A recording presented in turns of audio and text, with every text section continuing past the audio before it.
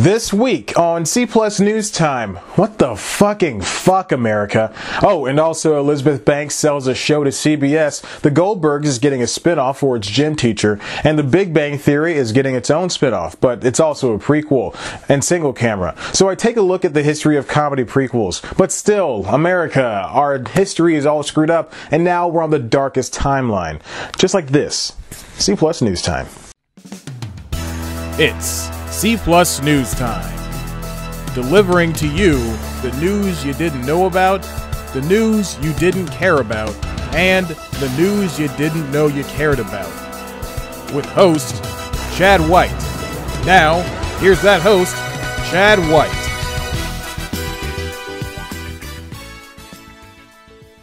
Why hasn't TLC created a show called Little Women where they force midget women to reenact scenes from the book? That's like free money right there. Welcome back to C Plus News Time. I'm your host, Chad White, and this is the comedy news they didn't know about for the week of November 7th, 2016. First up, career woman Elizabeth Banks may not be attached to the Pitch Perfect franchise as a director anymore, but that's probably because she's super duper busy.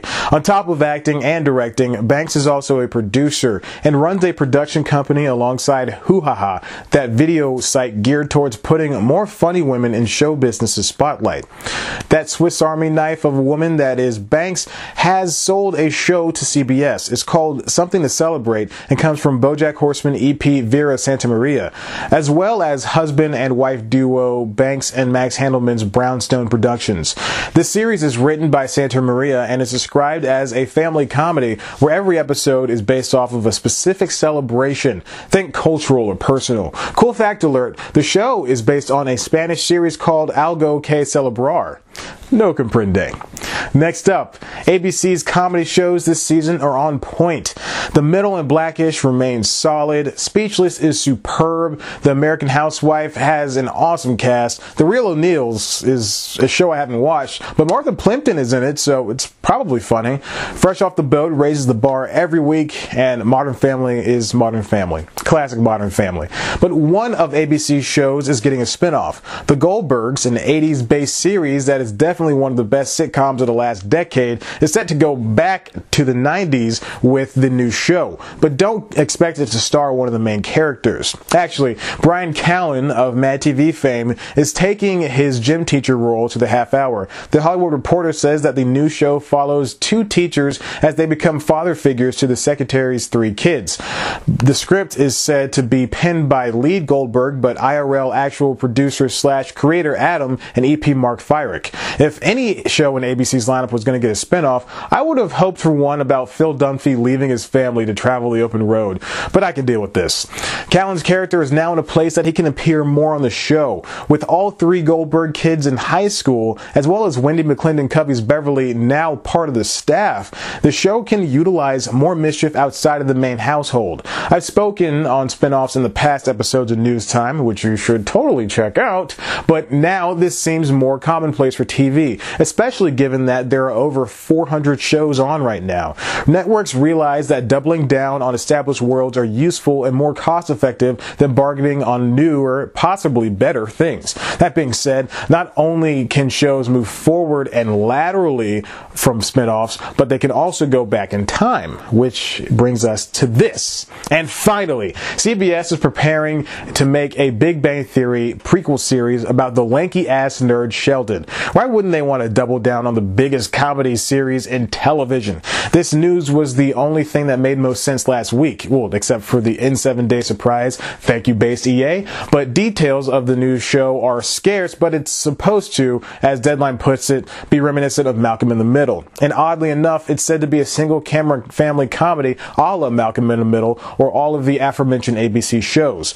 It's a strange move for the network given that their comedies, save for the genuinely heartwarming Life in Pieces, are all multi-camera and feature live audiences.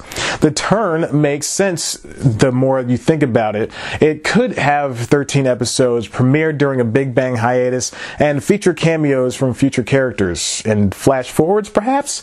I don't want to give you any more false information, but there are some actual solid deets out there. Deadline writer Nelly Andreeva says Sheldon grew up in Galveston, Texas, with his brother, twin sister, super Christian mother and alcoholic father. He also frequently mentions Mima and Pop Pop, his grandmother and grandfather. Andreeva also suggests the show could join the lineup as soon as next season. And CBS and Warner Brothers are supposedly in talks for future seasons of the show, as both shows are to coexist, like I mentioned before. Look at that. It doesn't even have a script yet, and yet the Big Bang Theory spinoff is already more successful than Me. Big Bang Theory is in its 10th season, and is showing no signs of slowing down. It's still a ratings powerhouse, even managing to gain traction on Sunday Night Football. And America loves football, but hates women presidents. Wikipedia says prequels are media, quote, whose story precedes that of a previous work by focusing on events that occur before the original narrative. It forms the backstory of all the things that you watch or read. In that case, they can also be considered sequels because they do even add to the lore. Even so, reboots can also be considered prequels. The new Star Trek movies feature the same exact characters as the original show, but it's set in an alternate timeline after a Romulan captain from the original changed historic events. So it's both a prequel and a sequel. Should Big Bang Prequel become a show, it'll join the ranks of other prequels like The Scorpion King, of which there are 4 now, those X-Men and Hobbit movies that you hate but I love, every Fast and Furious between 2009 and 2013 in regards to Tokyo Drift, and Temple of Doom. Wait, that last one was too middle of the road. I'll change it to Lion King 1.5. No. Dirty Dancing, Havana Nights. There we go. Comedy shows, too, suffer from prequelitis. A pup named Scooby-Doo is a precursor to the original 70s-based series. Scoobert and his friends take up Muppet Baby-esque stature and solve crimes all around Coolsville. Alf got his own cartoon in the middle of the sitcom's run, and it freed him up from the constraints of multicam. As soon as Clifford ended, we got to see Puppy Days. The Powerpuff Girls movie showed viewers how those bug-eyed kids got made, and the Rugrats All Grown Up TV movie was essentially a 2-year-old pilot for All Growed Up, which is in itself a sequel to the original Rugrats. Prequels don't seem to be prominent for live action though. For movies, it makes sense. You can put a lot more money into, say, a Fantastic Beasts than you can a Harry Potter the early years, which is basically a drama where Harry gets bullied mercilessly by the Dursleys. But I do have to admit, it's kind of odd that CBS would put so much faith into this. It's a good move for sure, but it's still a strange one. It'll perform well and have as much CBS faith as the network can put in it, but without the Big Bang faithful, 3 of which now make $1 million per episode, plus a piece of the show's back end, the new series has to make its own voice. Yes, Sheldon's going to be the center of it all, but this version will be 12 years old, and without some intense computer work, won't have Jim Parsons. Friends spinoff Joey failed A, because it wasn't funny, and B, because the show followed Joey and his dumb new LA friends. No one wants to watch that. Sheldon could easily fall into the same category. The young actor could have trouble catching on to what makes Sheldon so Sheldon. Wait a minute, that's Asperger's. Sorry. But viewers haven't seen his family outside of his mother, played by Laurie Metcalf. She could possibly reprise her role alongside a completely new cast. His sister and brother have also never been shown before, so they can definitely be established. And his father died when he was 14, so with the show starting at when he's 12, there's definitely going to be a death. There's way more family members to be introduced, but I didn't want to keep reading about the show. And admittedly, I don't watch The Big Bang Theory, but it's piques my interest business-wise. CBS has the biggest show on television, and it's just now capitalizing on it. The prequels mentioned throughout this piece have been produced within the reasonable amount of time. Some even coexisted with their parent platform. It's entirely possible this show could be a success, though. It's also very nice to see the biggest network experiment more. Whatever you're getting at, CBS, I like it.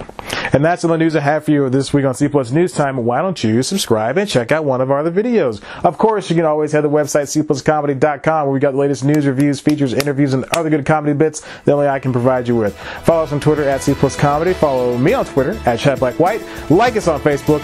Tumble with us on Tumblr. And be sure to always get out there and do your part, because sometimes you could end up with a bad thing that will probably be a worse thing. All right, the end.